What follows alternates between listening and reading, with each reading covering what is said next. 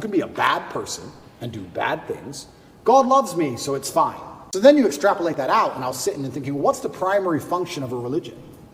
And the primary function of a religion, I don't believe is the religion exists. I mean, that's a nice thought. But I think on a macro level, the primary objective of a religion is to restore and contain some degree of traditional value within the society. How do you judge? Let me change the way I worded that. How do you judge the success of a religion? Well, I like to think the best way to judge the success of a religion is how successful is it at fighting evil?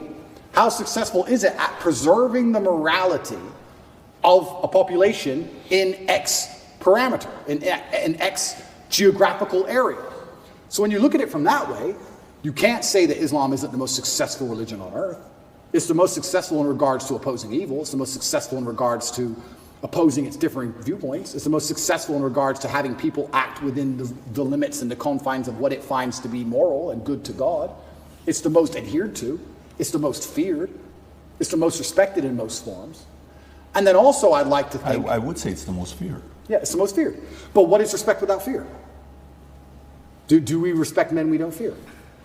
If there's a man who could do absolutely nothing to you on any level at all, you might be nice to him, sure, because we're not bad people.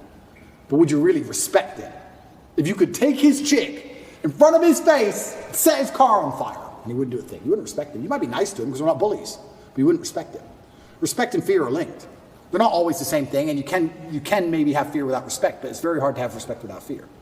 And also, I heard someone say once that we see the world as we see ourselves. If you're a thief, you think everyone's a thief. If you're a liar, you think everyone's a liar. And I kind of agree with that. I understood that. I also like to think we see religion as we see ourselves.